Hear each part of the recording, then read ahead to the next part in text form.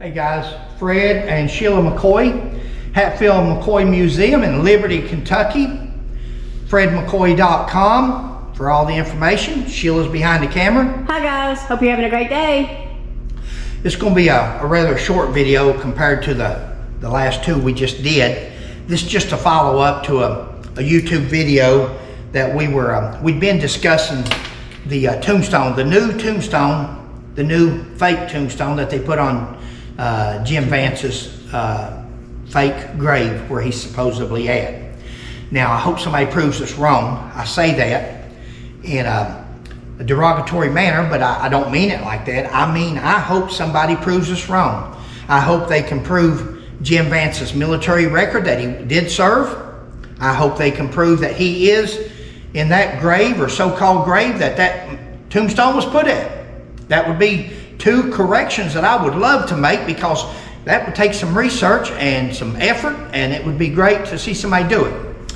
Now, and I challenge somebody to do it, and maybe they'll dislike me enough that they say, hey, we'll do it just to prove him wrong, and we'll both be happy, because I would still like to see it, to know that that's really an authenticated grave, and then I would go visit it, because but anyway, we're going to go on to the video. Yep. This gentleman that done that video that we've been critiquing more or less, nicely, I don't mean nothing derogatory toward him. I have no animosity. If we ever put something wrong, I hope he corrects us. But sometimes, if you don't do your research, you say things wrong. Believe me, I do research and I still say it wrong sometimes, so I know how easy it is. But at the end of this gentleman's video, he had gone from Thacker Holler back over to Double Camp Road, where Ellison Hatfield's home place used to sit. Mm-hmm. And he's showing over there how you can cross over the mountain and go back over to Thacker and so forth. We've discussed all that. Okay. And when he gets done there, at the end of the video, he goes to the West Virginia historical marker of Ellison Hatfield, and he says, Ellison, this is a quote, Ellison, by all accounts, was a victim. And then he repeats it again, all accounts. Then he says, Ellison was trying to defuse the situation. Really? Really? He's trying to defuse the situation by telling Tolbert McCoy, who had just gotten a fight with my great-great-grandfather, Bad Lice Hatfield. He had just got the better. Both of them was drinking moonshine. They're probably both drunk, but they're both drinking, we know that. All three of them's drinking. Ellison Hatfield's been hitting the shine. And after Tolbert McCoy gets the best of Bad Lice Hatfield, Bad Lice goes and sits down. Ellison Hatfield stands up and he tells Tolbert McCoy, try that on me. Now, how this gentleman gets that's trying to defuse the situation, I don't know. But that's what he said. Now, he says by all accounts. Now, I gathered these up a while ago so we don't have to run all over this place. I know some people talks about the documents and pictures, and I think they're great because it gives Sheila and I so much. It proves our point. It proves our point. And sometimes we get in here and it takes us forever to find certain things, but here's I'll read it to you, then I'll put it in front of the, thanks, Middle ways. Sheila's dumbfounded. This is a newspaper article. Now, this man says by all accounts, and then he repeats, all accounts. Everybody's in agreement that Ellison Hatfield was only trying to de-escalate the situation. Okay. Here's a newspaper article from that day. It ain't from July of 2023 with somebody speaking that into history. This is from 1882, right after Ellison was killed. And it says, Deacon Hatfield, now fired with corn whiskey, dared the other to fight a man of his size. And Tolbert drew out a knife like that held by the deacon. The two closed in and fought for a long time. After cutting McCoy once, Hatfield's knife closed on his hand and he threw it away. and only used his fist while McCoy used his knife. Ellison didn't only use a knife in the end, he had a rock. And he had a rock. We're not going to. He had a rock, and he was taking a rock, and he was bashing Tolbert's head. And they said one more lick would have taken Tolbert out, and that's what they were afraid of. Here's the article. You want to hold it or anything? Or? No, you're good. It's hard to read because we've swollen it up, and it's about the third paragraph down where it says Deacon here. Deacon Hatfield. That's what Ellison was known as. They called, his nickname was Deacon. And now let's get to the man of his size. Wow. The newspaper even said that, or said that he said that. And that's the story for years and years. That was from a kid on up. That's always until the History Channel came in and tourism came in. Then all of a sudden, these stories, man, they went. This gentleman says Ellison was a pretty big guy. They, talking about the McCoys, must have been intimidated by his size, his stature. Once again, not history, not factual, not proven, just spoken into history. Now this gentleman says that Ellison was a big guy, and they may have been intimidated. Well, we've done a story on Ellison before. We've done a story on Ellison's height. We've done a story on everything about him, but we're going to show you once again. Here's Civil War records. Nothing better than Civil War records. Ellison Hatfield is 5 foot 10 inches tall. Right here is where he's a farmer, it says, and that's oath. Here is where he deserted December the 25th of 1864. Update still AWOL. He's still AWOL December the 24th of 1864. He deserted December of 63 is when he originally deserted. But there is his height of 5'10". And guys, once again, during the Civil War, they had a wall up in front of the tents where they was recruiting these people at, and they would stand in front of that wall. They didn't just take people's word for how tall they were. They stood them up there and wrote this stuff down. The Civil War, for it to be as elementary as it was back in that day, with no computers and no filing cabinets and all this, they done some good records. But so anyway, Ellison Hatfield was a lot of things. He was a pig thief, hard drinker, a fighter, adulterous. Remember, he had at least one kid. He had at least one kid, Cotton Top, Ellison Hatfield Mounts Jr.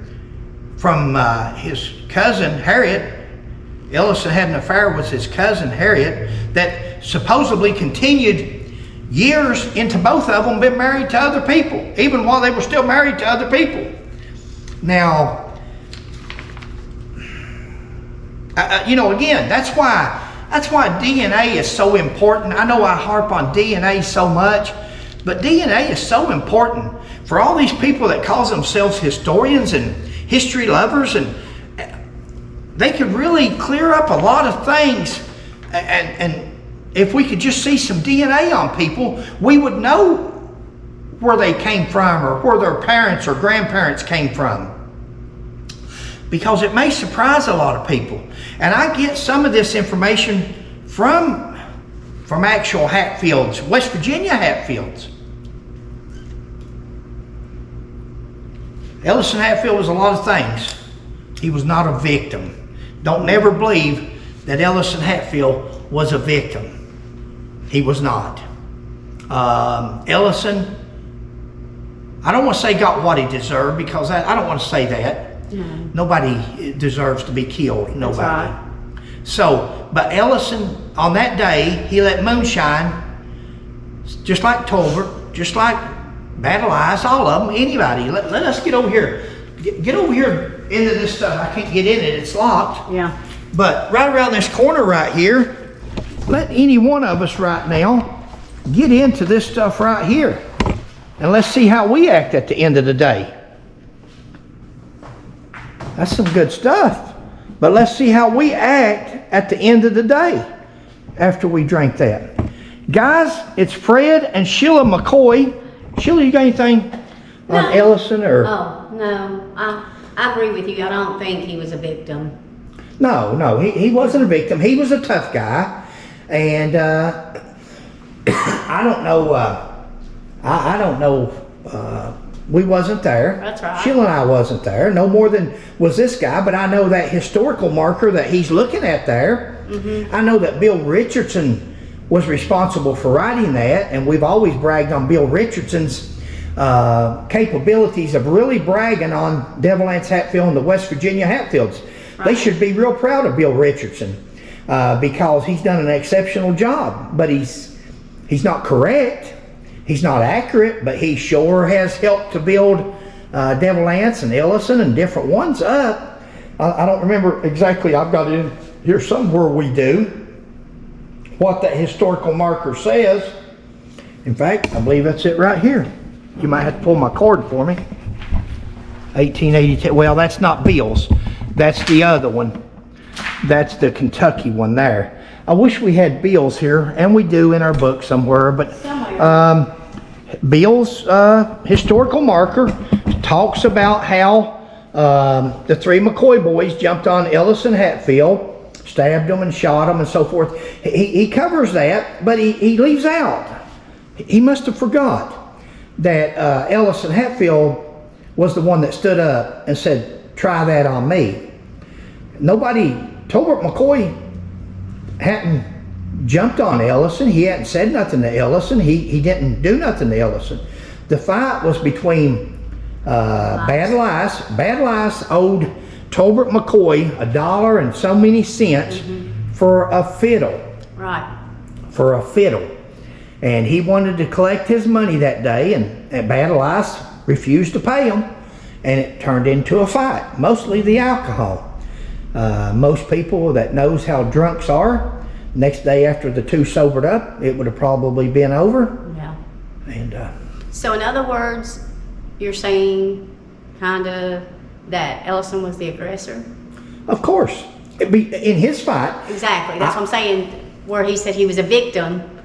Yeah. He was more like the aggressor. I don't know who was the aggressor.